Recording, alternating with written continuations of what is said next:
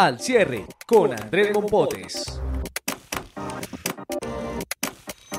Bienvenidos, hoy es miércoles 19 de septiembre de 2018 y estamos listos en la sala de redacción del Tiempo para grabar Al Cierre, el podcast con el cual vamos a analizar las causas y las consecuencias de los temas más importantes del día. Y este miércoles vamos a hablar de las chuzadas al expresidente Uribe, de el terrible accidente en Guaduas, Cundinamarca, del IVA y de la discusión en redes sociales por el título de una película. Soy Andrés Mompotes, subdirector de Información del Tiempo. Comenzamos. La clave de las noticias. Y empezamos con el tema clave, la decisión de los abogados del expresidente Álvaro Uribe de acudir a los organismos internacionales para quejarse de la revelación que se hizo la semana pasada cuando la Corte Suprema de Justicia aceptó que por equivocación había interceptado al expresidente durante prácticamente un mes. Estamos con Milena Zarralde de la Sección de Justicia del Tiempo. ¿Qué pasó hoy con este tema, Milena?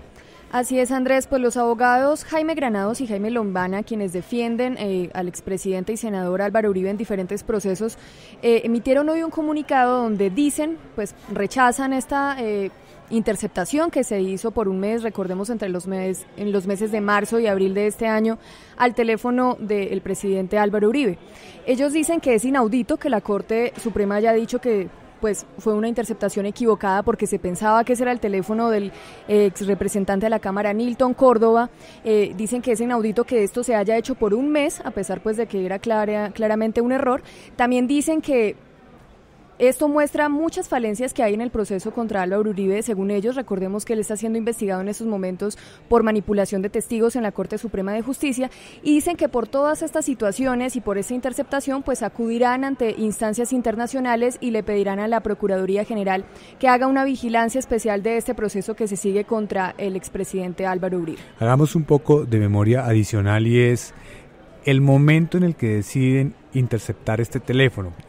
El número telefónico en un momento aparece en el proceso contra el congresista, no contra el expresidente, y se cree que es el del congresista. Es así como lo plantea la Corte. ¿Cómo Claro. puede pasar eso si efectivamente el congresista tiene su propio número celular? Claro, digamos que hasta ahora la explicación de cómo ese teléfono llega a este proceso judicial no está muy clara. Lo que dice la Corte Suprema de Justicia, incluso el magistrado José Luis Barceló, que es el que lleva los procesos contra Álvaro, o llevaba, porque recordemos que ya esta semana se crearon otras salas que serán los que llevarán esos procesos, pero en ese momento el magistrado José Luis Barceló lo que dijo es, este teléfono estaba como un número de contacto dentro del proceso que se sigue contra Nilton Córdoba desde hace ya un tiempo, en los procesos que se le seguían en el despacho del magistrado Gustavo Malo. Entonces, según lo que dijo el magistrado José Luis Barceló, debería ser más bien Nilton Córdoba el que tendría que explicar por qué había entregado ese teléfono como número de contacto. Y pues esta semana Nilton Córdoba, que estuvo en una indagatoria en la Corte Suprema de Justicia, dijo que no es cierto, que él nunca entregó ese número de contacto y que lo que hay que hacer es que se investigue precisamente qué fue lo que pasó y cómo resulta ese teléfono de Uribe como si fuera un número de contacto suyo. Y otro punto para analizar es que el magistrado Barceló también señaló recientemente en una rueda de prensa que no se puede hablar de error judicial. No entiendo ese término. ¿Quieren decir Claro. ellos que es un error que no tiene efectos judiciales, pero admiten su equivocación? Claro, Andrés, lo que pasa es que la Corte dice que no se trata de un error judicial porque la Corte sostiene que la interceptación que se hizo fue lícita, es decir, se hizo dentro del marco de un proceso penal, que es el proceso que se sigue contra Nilton Córdoba, considerando que ese era el teléfono de Nilton Córdoba. Y la Corte recuerda que... Es decir, que se hizo de buena fe.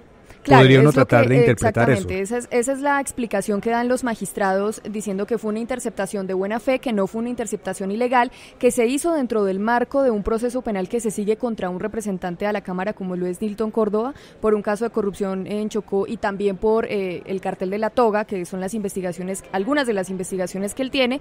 Y pues lo que dice la Corte es que esta interceptación, tan pronto el alto tribunal se da cuenta que la persona que estaba siendo escuchada era Uribe, pues se frena esa interceptación y se decide pues parar esas escuchas. En todo caso es una situación muy extraña, claro, que deriva en todo esto, que origina precisamente que sea la decisión de los abogados del presidente de acudir a instancias internacionales. Y hablemos de eso, de las consecuencias.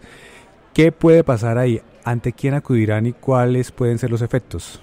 Claro, Andrés. Los abogados hoy dicen que acudirán ante instancias internacionales, no dicen cuáles, pero concretamente a raíz de todas estas investigaciones contra Álvaro Uribe por manipulación de testigos, tanto en el caso de Iván Cepeda como en el proceso que se derivó de esto, que fue por supuestamente manipular testigos para que se retractaran de afirmaciones en las que lo relacionaban con paramilitares, los abogados han acudido ante dos instancias internacionales, ante la Comisión Interamericana de Derechos Humanos, pidiendo que se desarrollen unas medidas cautelares para que se les den garantías, dicen ellos, al expresidente Álvaro Uribe para poder defenderse, y también ante la Comisión de Naciones Unidas en Ginebra, Suiza. Entonces, han sido como las dos instancias que ellos han tenido como referencia, específicamente la Comisión Interamericana de Derechos Humanos, donde han llevado ya varias quejas. Por lo pronto, las consecuencias son llevar el caso a nivel internacional, demostrar también desde la perspectiva de Uribe que también lo que él ha dicho, que es un perseguido, que hay procesos jurídicos que deben ser revisados porque él considera que hay intenciones que no son netamente jurídicas, pues entran a un ámbito internacional y ese es el efecto inmediato. Claro, el efecto inmediato es ese, Andrés, como usted lo dice, que tenga una coyuntura más internacional este proceso que se está siguiendo contra Uribe, pero pues también uno se podría preguntar es ¿cuáles serían los efectos si la comisión llegara a tomar una decisión? Lo primero que hay que decir es que estos procesos son procesos lentos, digamos que la comisión evalúa estos casos y evalúa en qué casos hay una afectación o una posible afectación al debido proceso, pero más allá de eso, la decisión que pueda tomar la Comisión Internacional de Derechos Humanos, digamos que el efecto es muy difuso. Recordemos, y le pongo este antecedente, el año pasado la Comisión Interamericana de Derechos Humanos tomó una decisión a favor de Gustavo Petro en la que le decía al Consejo de Estado que se le tenía que tumbar esa inhabilidad que le había puesto la Procuraduría. Fue una decisión que salió de la Comisión Interamericana de Derechos Humanos, pero en ese momento en Colombia se dijo que pues no era vinculante, que el Consejo de Estado era una autoridad independiente que no tenía por qué tomar esa decisión, digamos, de forma inmediata, y pues que el Consejo de Estado podía hacer su propio proceso, pues que entre otras cosas, recordemos, terminó tumbando esa inhabilidad, pero ya por una decisión propia de las Cortes colombianas. No por una decisión extranjera. No por una decisión extranjera. Entonces es un poco lo que abogados pues consultados recuerdan como antecedente, que si bien puede haber una decisión de la Comisión Interamericana en el sentido de decir aquí de pronto se están vulnerando unos derechos, debería haber una protección, pues finalmente son las Cortes las que tienen la potestad de tomar sus propias decisiones. Y en un segundo lugar, pues si llegar a ser ese el caso, que recordemos es un proceso lento, no se sabe cuándo la comisión daría puede durar muchos alguna años. Respuesta, exacto, sea a favor o en contra de Uribe. Esos procesos, por ejemplo, en el caso de Petro, como acá en Colombia no se atendió esa solicitud que había hecho la comisión, el proceso de Petro pasó a la Corte Interamericana de Derechos Humanos, donde lo que procede es, si se encuentra que el Estado colombiano fue culpable, pues condenar al Estado colombiano. Pero es lo que pasaría en el caso de Uribe, pues hasta ahora es muy prematuro hablar de esto, ellos solamente han llevado esta queja y ya será la comisión la que tiene que evaluar las pruebas para ver si hay una medida cautelar o no a favor del expresidente Uribe. Comienza este proceso y estaremos muy pendientes. Milena, muchas gracias. Así es. Lo más leído en eltiempo.com. Y seguimos con lo más leído. Se trata de un lamentable y absurdo accidente ocurrido en las carreteras de Cundinamarca, en Guaduas, y se registra luego de un primer choque. Hay un primer accidente entre dos vehículos que transportaban alimentos, helados, yogures. Luego, posteriormente, cuando empieza la operación para mover estos vehículos, cuando se acercan los curiosos, cuando algunos curiosos, por ejemplo, estaban recogiendo helados de la carretera, otro camión se queda sin frenos, un camión que traía material pesado, rocas, y provoca el saldo de 9 personas muertas y 9 heridas. Estamos con Yolanda Gómez de la sección de Bogotá del Tiempo. Yolanda, ¿qué más detalles tenemos de esta situación? Bueno, ya está publicada en eltiempo.com la lista de las personas fallecidas. Hay 8 confirmadas. Hay una en duda, una señora que nos decían que estaba en situación de paro y estaban en los procesos. La cifra entonces está cambiando, ya no... Ya... Digamos que no estamos seguros porque nosotros conocimos una información oficial del hospital de Guaduas en el que nos dieron una lista de 9 personas, pero posteriormente nos señalaron que había una en situación de paro que no tenían la certeza y entonces por eso por ahora preferimos hablar de los 8. Bueno, ojalá es posible que sean las 9, pero porque se estaba muy recupere grave. luego de esa situación. O sea, la situación es absurda porque digamos que hay una distancia como desde las 8 hasta las 11 entre los 2 accidentes. ¿Ha pasado todo ese tiempo? Aparentemente, es decir, es que nosotros hemos estado hablando con el comandante de bomberos de Guaduas que nos contó que hay muchas dudas por despejar porque no se sabe cómo era posible que gente estuviera dentro del perímetro de la atención. Hablemos del primer accidente. ¿Cómo ocurre? El primer accidente, según lo que relató hace unos minutos en una rueda de prensa la policía de tránsito, iba un vehículo de lácteos y otro lo golpeó por alcance, dicen ellos, y entonces se chocaron 2 vehículos, uno de lácteos y otro de helados y demás, y se volcaron. Entonces lo primero que se hace es que se llama a la policía, también llega a bomberos porque la gente quedó atrapada y se empezó a atender a los heridos. Se pidió la ayuda del concesionario porque es una zona donde se está haciendo la ampliación de la vía. Estos carros, uno de los carros, el de lácteos, iba para Medellín. Y mandaron las grúas y estaban terminando el proceso según lo que nos han manifestado cuando apareció una volqueta cargada de materiales sin frenos. La policía dice sin previo aviso arrolló a todo el mundo, pues claro, no llevaba frenos. Y ahí fue donde murieron las personas que fallecieron, porque en ese momento en que aparece la volqueta había mucha gente recogiendo productos de los que se habían regado de los carros que se chocaron a primera hora de la mañana. Entonces lo que produce la tragedia es que la gente hubiera estado recogiendo esos lácteos ahí aparentemente en plena vía. En las imágenes que han circulado se ven todavía los camiones volcados, no sabemos si antes o después, y se ven unas escenas muy dramáticas de la gente que no sabe qué pasó porque pues llegó la volqueta y se murió un montón de gente. Claro. Otros resultaron heridos. Yolanda, una pregunta. Después de que ocurren este tipo de casos en las carreteras, ¿no hay unos operativos de control de tráfico para tratar de manejar una situación como esa? ¿Será que hay alguna situación ahí que debe revisarse? El comandante de bomberos de Guaduas dice que no se atreve a dar ninguna conclusión sobre el tema, pero que no se explica cómo había gente civil metida en el perímetro donde se estaba atendiendo una escena de accidente de tránsito tan dramático. Sí, es realmente algo que todavía tiene que pasar por muchas investigaciones. Por ahora no tenemos respuesta de la policía. Lo cierto es que también pues es lamentable, es decir, la situación se presenta también por un segundo vehículo que pierde los frenos. Perdió los frenos, es la información que tenemos. Esa volqueta iba cargada de materiales, perdió los frenos y al arrollar el impacto fue muy fuerte. Y había gente desprevenida ahí.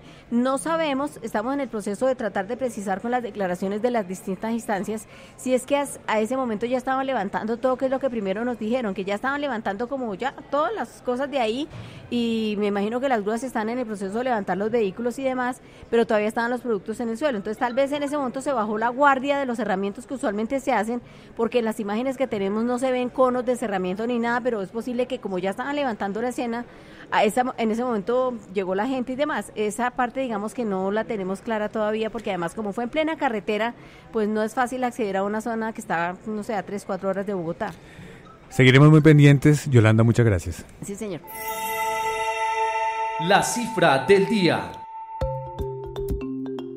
Para la cifra del día vamos a tratar el tema de la reforma tributaria, de cuáles son los productos de la canasta familiar que bajarían de tarifa y cuáles subirían para tener una tarifa única en el marco de esta discusión, porque la cifra es 25 billones de pesos. Eso es lo que necesitamos como Estado recuperar para tapar las necesidades, para cubrir el hueco que hay en las finanzas públicas. Estamos con Mauricio Galindo, editor de Economía del Tiempo. Mauricio, ¿qué productos son los que bajan en esa tarifa y cuáles suben?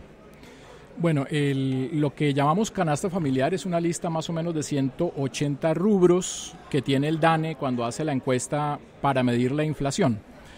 En esa lista hay aproximadamente 50 rubros que no pagan IVA. Esos rubros, digamos que es lo más básico: carne, leche, huevos, pollo. Esos productos hoy en día tienen cero como tarifa del IVA, y con la propuesta tendrían IVA por primera vez. ¿Cuál sería la tarifa? De acuerdo con lo que dijo José Andrés Romero en una entrevista con El Tiempo. José Andrés Romero es el nuevo director de la DIAN. Esa tarifa que hoy, la tarifa general es del 19%, gradualmente podría ir bajando hasta 16%. Entonces esa sería la tarifa nueva para ese tipo de productos que hoy no tienen IVA. Pero eso no es golpear directamente el bolsillo de los colombianos, estamos hablando de productos básicos para esa canasta. Sí, entonces el gobierno responde a ese punto, que ese IVA no lo terminarían pagando los más pobres porque se les devolvería. Más o menos desde el 7 de agosto que ha empezado a moverse este tema con el nuevo gobierno, ellos han explicado que las personas de más bajos ingresos están identificadas en la base de datos del Sisbén o en Familias en Acción, y posteriormente los banqueros en la convención bancaria dijeron que técnicamente hoy ya es posible devolver de inmediato el IVA. Por ejemplo, si yo voy a un supermercado y pago un producto que con IVA valga 1.190 pesos, pago eso. Si esta reforma avanza y llega una persona que está en el Sisbén, ese producto por el que yo, por ejemplo, pagaría 1.190 pesos, a esa persona le cobrarían solo 1.000 pesos, porque con la cédula todo está en línea hoy en día. Saben que es una persona que hace parte de la base de datos del Sisbén. Bueno, pero también el gobierno dice que como va a haber productos que hoy tienen tarifas altas y se reducirían, vendría un poco la compensación. Habrá más productos con tarifa de IVA, todos los productos de la canasta familiar, pero todos ya estarían al mismo nivel, de manera tal que habría un equilibrio. ¿Cómo es eso, Mauricio? Entonces, hay unos productos de la canasta familiar, más de 100 de los 180 productos que tienen hoy en día IVA del 19%. Si el planteamiento que está en el gobierno es aprobado tal cual en el Congreso, gradualmente ese impuesto bajaría de 19% al 16%. ¿Qué tipo de productos? Por ejemplo, los muebles de la casa, la ropa, zapatos, productos de higiene personal, aceites, algunos alimentos que son elaborados, no alimentos frescos, sino algunos alimentos elaborados. Esos son los que tendrían esa rebaja. Ahora, en el neto, eso sí, nadie lo está escondiendo, en el neto se va a pagar más, porque entre otras cosas ese es el propósito que se está buscando para conseguir esos 25 billones de pesos de los que usted habló al comienzo. Ok, Mauricio. Entonces estaremos muy pendientes finalmente de cómo se da esta discusión en el Congreso y lo volveremos a llamar para que nos explique. Mauricio, muchas gracias. Bueno, muchas gracias. Lo que viene para su información. Y en lo que viene vamos a hablar de una película que tiene muchos fans en todo el mundo, Avengers. Estamos hablando de la segunda parte de la película que se conoció recientemente. Sería la cuarta. Hola, Andrés. Sí, no estamos ¿no? Me parece muy bien. Sofía Gómez, especialista en cine y en atravesarse, pero no, de eso se trata, conversación aquí en el podcast. Pero Sofi, una pregunta. Esta es, yo me refiero a la segunda parte de la última película. Sí, es como la segunda etapa, digamos. La segunda etapa porque lo que vimos quedó en suspenso. Sí. Ya Carlos Solano nos dañó una parte hace unos días, no le dañemos más a la gente que no la ha visto, porque sí se cerró como un ciclo, ¿no? Se cerró como un ciclo, pero bueno, lo que pasó hoy en redes sociales es que se mostró el set de la grabación de esta segunda parte, de esta última parte que está por revelarse, llegar a las salas de cine, y ahí empezó una discusión sobre si ahí estaba la clave del título de esta película. ¿Por qué? Pues es que la gente tiene mucho tiempo libre y se puso a cavilar, sobre todo los fanáticos de esta saga de Avengers, sobre si los hermanos Russo, que son los directores otra vez de esta película, habían dado pistas sobre cómo se va a llamar la cuarta Avengers. Ahí se ve el set, se ve la escalera, se ven algunas cosas de utilería y se ve uno de los directores ahí sentado, entonces la gente empezó a ver as por todo el set. como si la película se pudiera llamar como Avengers Ensemble, como el ensamble de los Avengers. Y hay gente que hasta encontró mensajes ocultos o letras ocultas formando la frase Endgame, que sería como el juego final. Entonces, no sé, tocaría, porque además los rusos fueron muy astutos y pusieron, miren bien, o sea, como si de verdad estuvieran tentando a la gente a jugar, ¿no? Lo que es impresionante es cómo esta cadena de redes sociales se convirtió en tendencia hoy, durante toda la tarde. Exactamente. Y no sé si habrá sido intencional, pero por lo menos ya genera desde ya una nueva expectativa frente a la película y hace que todo el mundo esté pensando realmente sobre cuál puede ser la manera en la que se va a presentar esta etapa de la película. ¿Cómo se va a llamar esta última o esta nueva película? De la cual han dicho los rusos va a ser la última que ellos dirigen, ¿no? Dijeron que no volverán, que no iban a hacer más pero Marvel, sin duda veremos cómics. más, porque no tal vez de ellos, pero Exacto. sí probablemente bajo otros tipos de directores y de creadores. Y se seguirán cruzando las historias. Capitana Marvel tiene todo que ver aquí con Vengadores, con algunos de los Vengadores, entonces esa cadena no se va a romper fácilmente. ¿Por qué todavía esta película, Sofía, sigue siendo preferida en las salas de teatro? Yo creo que tiene que ver con lo que significó como ese cierre de esa etapa, pero además porque ata un montón de cabos de un universo que lleva más de 15 o 20 años casi dando pistas. Entonces creo que el universo cinematográfico de Marvel ha sido manejado con mucha inteligencia por sus creadores, porque se han cruzado muy bien las historias, ¿no? Con mucha delicadeza la gente va tejiendo, generando este tipo de emociones, ¿no? Y tienen personajes para rato. Correcto. Muchos que no conocemos y que con seguridad veremos más adelante. Claro, que es lo que está pasando con Capitana Marvel, que es un personaje antiquísimo en los cómics, pero que hasta ahora le están dando visibilidad, y que los mismos estudios, el mismo Marvel ha dicho que quiere reempezar una etapa con heroínas, dándole como un protagonismo más a las mujeres. Entonces, muy bien. Sofía, muchas gracias. Héroes para rato. Claro que sí. Chao, Andrés, gracias. Nos despedimos aquí en la noche de esta sala de redacción. Los invitamos a que nos acompañe mañana al finalizar la tarde en eltiempo.com. Feliz descanso. Este es un podcast de la Casa Editorial El Tiempo.